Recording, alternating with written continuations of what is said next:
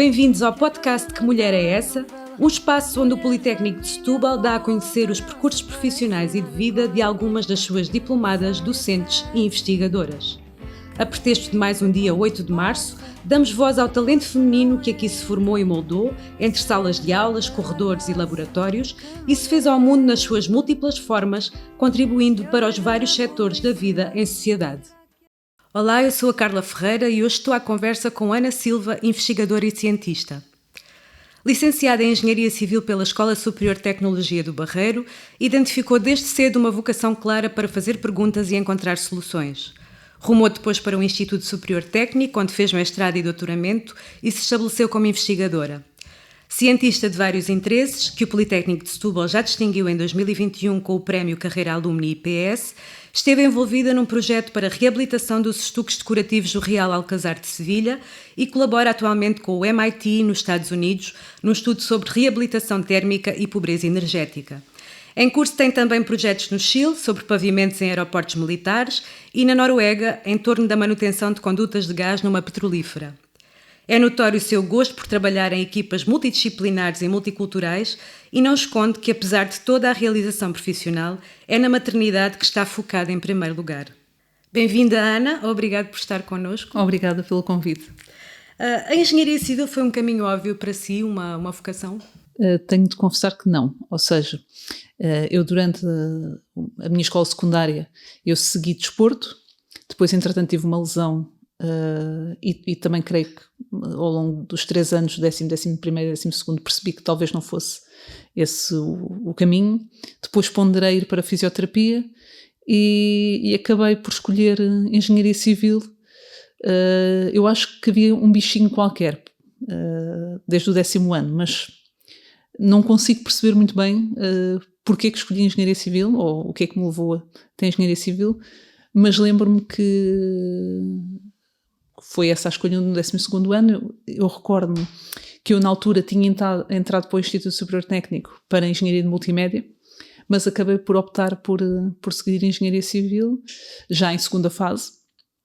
Entrei em segunda fase na Escola Superior de Tecnologia do Barreiro e depois foi um novo mundo. Era uma escola pequena, eu era o número 242, todos conheciam, nós tínhamos uma pessoa que estava na portaria, que ainda hoje está na portaria, que conhecia todos os alunos pelo número. Portanto, era um ambiente muito familiar, em que nós nos sentíamos em casa. Portanto, foi uma realidade distinta, se calhar, do que a maioria dos estudantes que iniciam o ensino superior. Aquele clichê que nós temos, uma turma de engenharia civil será supostamente maioritariamente masculino, concretizou-se, é verdade isso? Sim, eu acredito que nós éramos 4 turmas, portanto, primeiro ano eram 4 turmas, e eu diria que sim, que tínhamos muito poucas mulheres, assim recordando, sim, nós tínhamos muito poucas mulheres. Eu lembro-me de uma aula em que a professora trocou-me o nome e eu tinha a certeza que ela estava a falar comigo porque eu era a única. Naquele dia era a única na aula, portanto percebi que ela, só assim é que percebi que ela estava a falar comigo. Portanto, sim, era uma turma maioritariamente masculina, em que também as mulheres que existiam davam-se bem entre elas, mas de facto havia sempre as ligações mais fortes talvez que eu tenha criado nos primeiros anos de faculdade foi com homens. Esse ambiente maioritariamente masculino foi estimulante ou colocou-lhe alguns obstáculos na vida académica? Não, eu acho que foi estimulante, porque e agora começamos nos clichês, e hoje em dia não se pode dizer nada, não é? Portanto, o politicamente correto, mas de facto eu acho que os homens são mais lineares, e claro que há exceções e pronto, voltamos a dizer que isto é generalização, mas foi um ambiente muito fácil, onde foi muito fácil conviver, porque o facto de ser uma mulher não foi nunca depreciativo, foi mais um benefício, se quiserem, porque eu era a rapariga e, portanto, a vida era de certa forma facilitada, porque de certa forma apaparicada, ou pelo menos eu sempre me senti bem, nunca senti que era discriminada ou algo do género, pelo contrário. Portanto foi sempre um ambiente muito acolhedor e em que criei bons amigos. Portanto, depois, entretanto, também o que foi acontecendo foi alguns colegas foram desistindo, alguns colegas foram chumbando, o que era perfeitamente normal. Pronto. Eu também não fiz os 3 anos de seguida, fui deixando cadeiras e depois fui fazendo, e pronto, era um processo, foi um processo bastante duro, porque eu lembro-me no nosso 3º ano, no nosso último ano de bacharelato, nós muitas vezes ficávamos a trabalhar até à meia-noite para conseguir acabar os trabalhos. Portanto, foi um desafio e em que nós ajudámos, e depois tinha um ambiente muito saudável, porque eu recordo-me que, por exemplo, nós tínhamos trabalho de betão, tínhamos trabalho de dimensionamento, e todos os alunos daquela turma, porque depois no 3º ano nós começávamos com 4 turmas no primeiro ano, e no 3º ano já só era uma turma. Eu creio que no 3º ano já éramos só uma turma, ou no máximo 2, mas acho que terminamos com uma. E o que acontecia era, cada grupo tinha os seus trabalhos, e o que normalmente nós fazíamos era, tínhamos que dividir, era impossível estar os 4 elementos do grupo a fazer o mesmo trabalho. Então o que acontecia era, eu fiquei com o trabalho de dimensionamento, o meu colega ficou com o trabalho de botão, agora já podemos dizer isto, que dividíamos, e depois o que fazíamos era, eu fazia o trabalho de dimensionamento com os outros colegas dos outros grupos que também tinham trabalho de dimensionamento.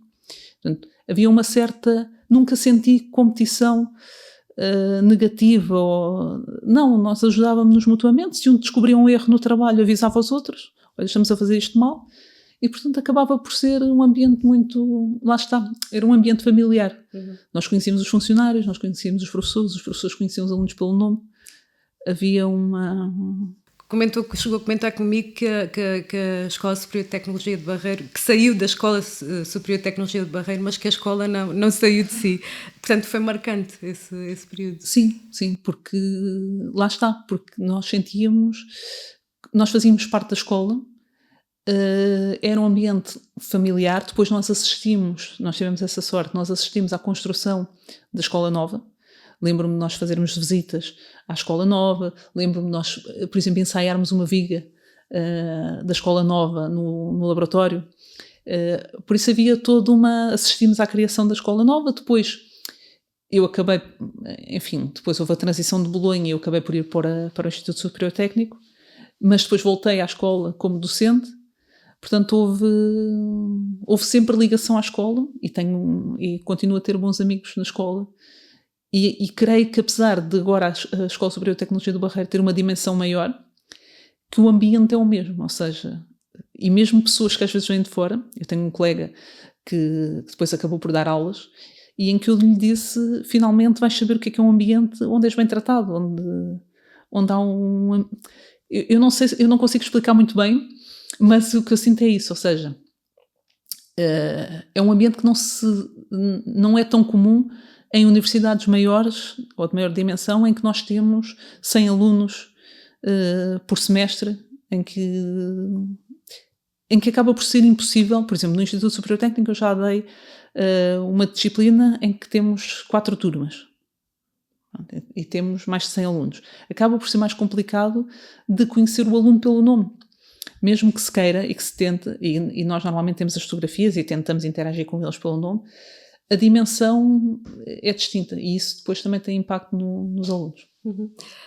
Seguiu depois, como referiu, para mestrado e doutoramento no Instituto Superior Técnico, onde se mantém como investigadora. Foi desde logo muito evidente para si que lhe interessava muito mais fazer perguntas e encontrar soluções para problemas do que propriamente estar no terreno como engenheira civil? Eu confesso que o meu objetivo, e quando eu escolhi Engenharia Civil, eu tinha muito aquela visão de trabalhar realmente no campo, em obra, porque isso é que era aliciante, ou seja, não era estar todo o dia fechada num gabinete, era ir para campo. Depois as coisas proporcionaram-se de outra maneira, porque eu, quando fui para o Instituto Superior Técnico e fiz mestrado, antes de terminar o mestrado fui convidada a fazer o doutoramento, e eu nunca tinha pensado nessa hipótese. Portanto, fui convidada a fazer o doutoramento, acabei por aceitar, e depois as coisas foram-se desencadeando. Ou seja, depois eu percebi que gostava realmente de fazer investigação, e de dar aulas, que é uma coisa que eu também gosto bastante. Portanto, percebi que gostava desta questão de gerar conhecimento e partilhar conhecimento, e mesmo a questão dos projetos serem tão distintos é reflexo disso, ou seja, que é o que eu digo, nós fazemos ciência. Se eu for sempre pelo mesmo caminho e descobrir... Eu trabalhei durante muitos anos, por exemplo, em durabilidade e previsão da vida útil de elementos não estruturais. Eu, neste caminho, eu já descobri... Nunca se descobre tudo, mas já descobri grande parte, ou já tracei grande parte do caminho. Por isso nós também começamos a ter interesse em descobrir novos campos, novas áreas, porque é sempre que eu digo, o que nós fazemos é ciência. É descobrir algo que nos ajude noutras áreas do conhecimento e andar sempre à procura do que é que não se sabe e procurar novos métodos nessas áreas. Portanto, assume-se como investigadora de muitos interesses. Neste momento, em que projetos é que está envolvida e quais são as áreas dentro da engenharia civil que está a explorar? Ou seja, neste momento eu tenho um projeto que iniciou em janeiro de 2024 com o MIT, que é basicamente a otimização do consumo energético, se quisermos, e como é que as necessidades de manutenção se conjugam com as necessidades de reabilitação térmica. Ou seja, no fundo, compatibilizar quando é que eu devo, um exemplo é mudar a caixilharia, e se devo ou não mudar a caixilharia em todo o edifício ou apenas numa determinada orientação. Portanto, no fundo, testar diferentes estratégias de reabilitação térmica e o momento certo para as realizar. Ou seja, dizer há uma diferença substancial em termos de custo se eu fizer isso ao fim de 10 anos ou se eu fizer isso ao fim de 15 anos. Portanto, no fundo, é a otimização dos recursos. Depois eu trabalho num projeto desde o ano passado que é basicamente a manutenção de condutas de gás, em que nós trabalhamos com uma petrolífera na Noruega e com parceiros noruegueses, e estamos a desenvolver uma nova metodologia da manutenção das condutas de gás, que é um campo completamente diferente, portanto é mais da engenharia naval. Nós temos uma pessoa a trabalhar connosco que até questionou, disse, eu achava que isto era da engenharia naval, e é.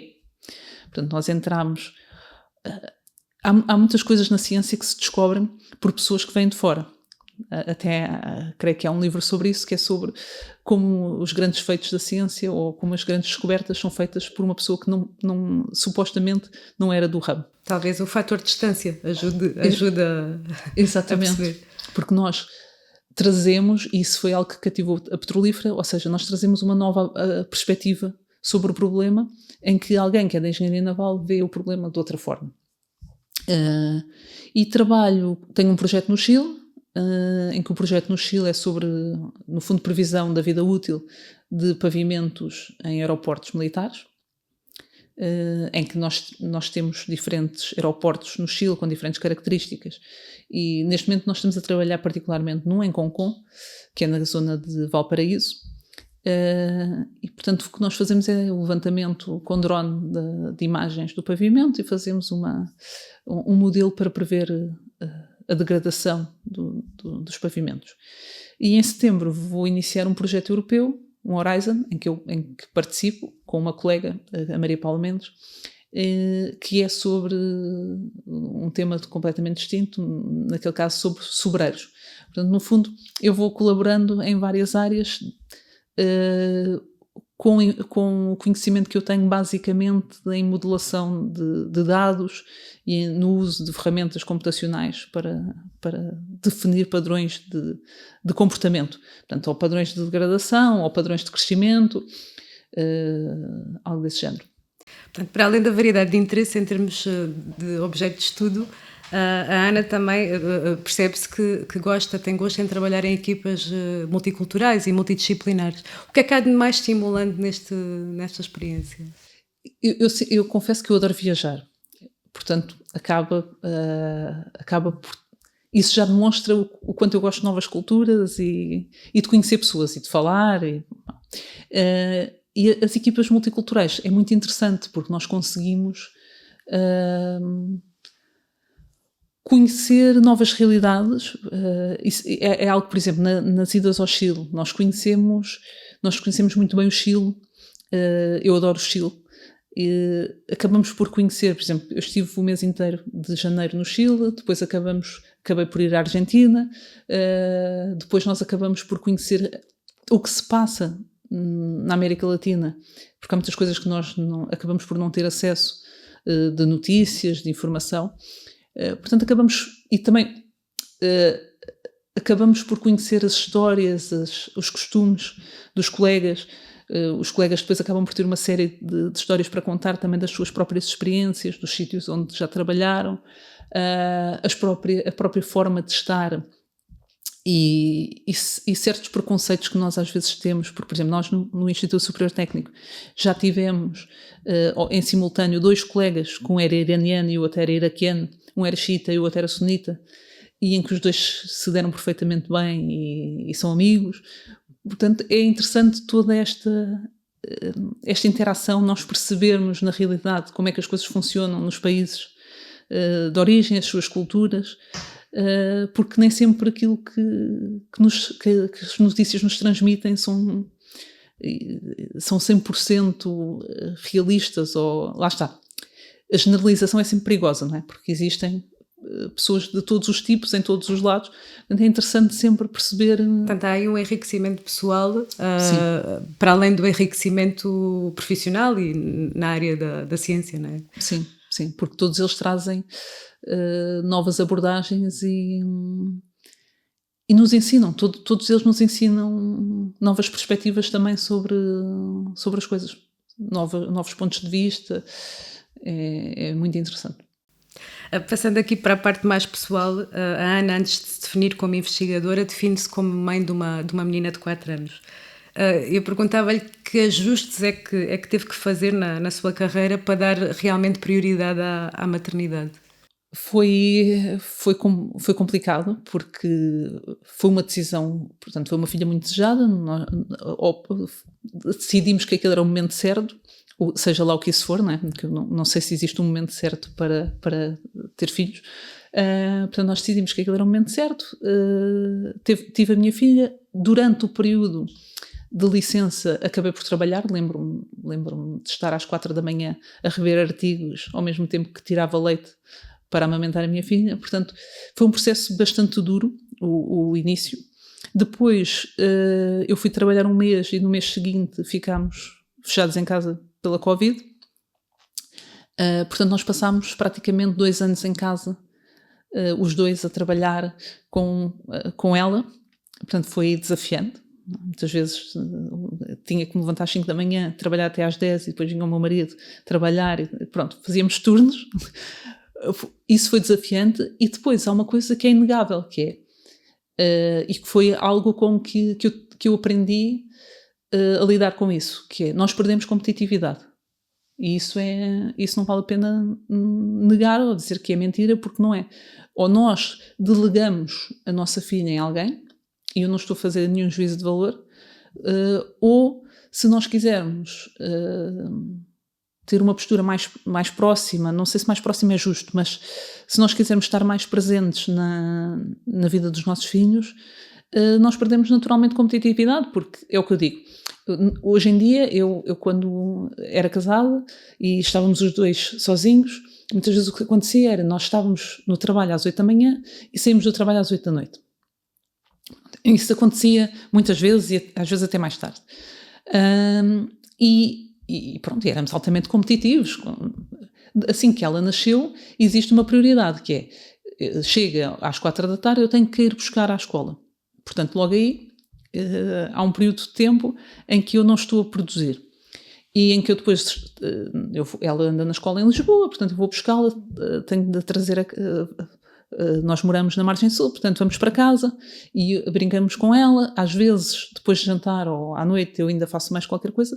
Mas se nós compararmos com um colega que faz a vida que nós fazíamos antes, né, que está ali 10 horas a trabalhar, é lógico que a competitividade não pode... A minha competitividade não é a mesma. Portanto, é um meio altamente competitivo.